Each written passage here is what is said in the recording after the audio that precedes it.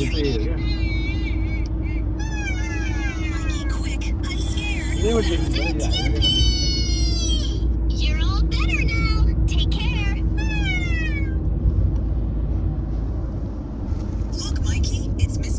तर पोखरा आज अगस्त 22 तारिक यो सिडनीको नजिक रहेको लिपिङटन भन्ने ठाउँमा रोमान्स फार्म हाउस आएका छौँ। यहाँ farm fresh vegetable fresh wage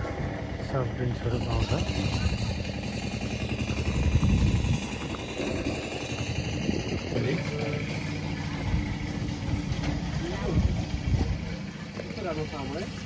हेर काउलीफ्लावर हेर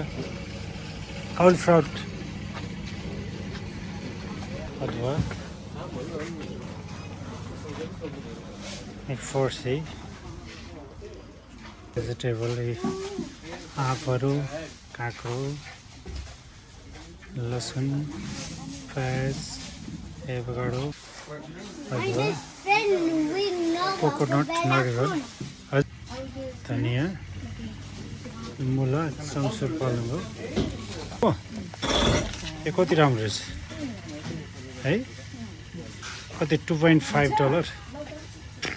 यो भन् गान्ठी मुला पालुङ्गो नि रहेछ नि त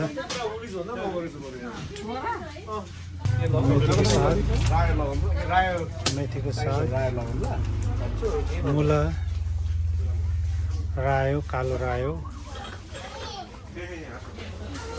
ए सुपको साग पनि पाउँदो रहेछ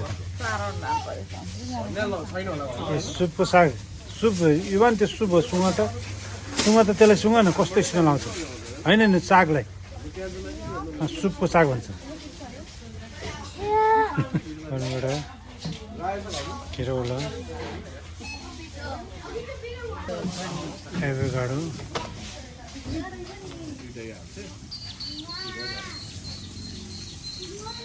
कर्कलो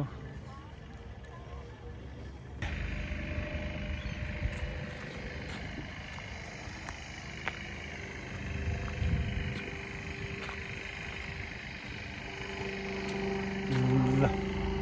चम्सुरको साग यो पुरै चम्सुरको साग यता मुलाको साग बङ्गलादेशको नागरिकहरूले गरेको रहेछ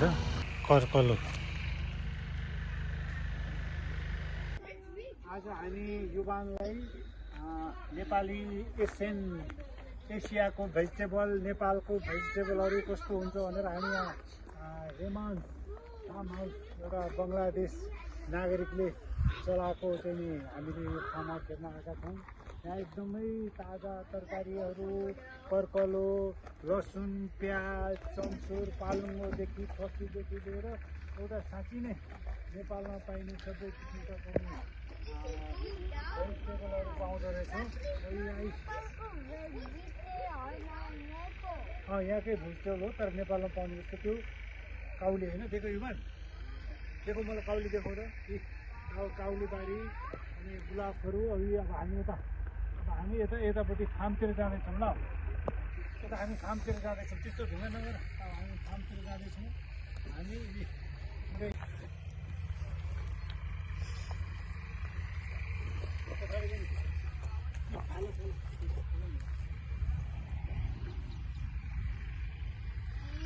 Wash your hands off to this.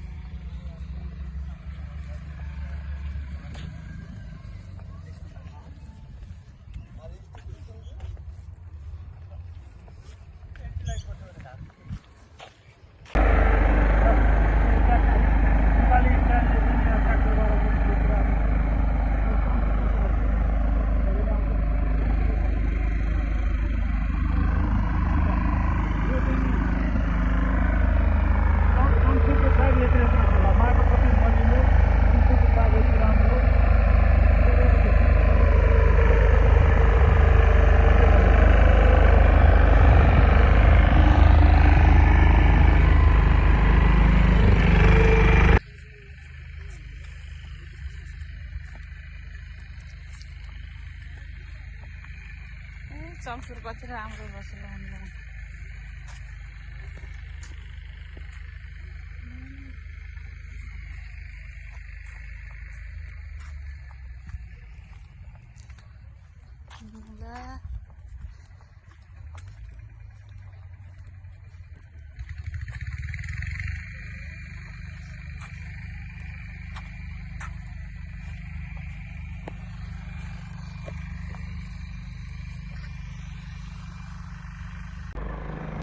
कालो रायो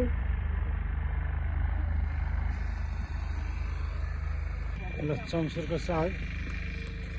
ल यो पुरै चम्सुर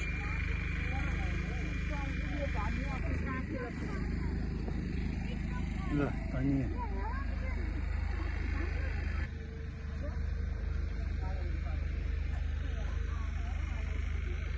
करिब 2 बिघा जग्गामा यो तरकारी खेती गरेको जस्तो देखिन्छ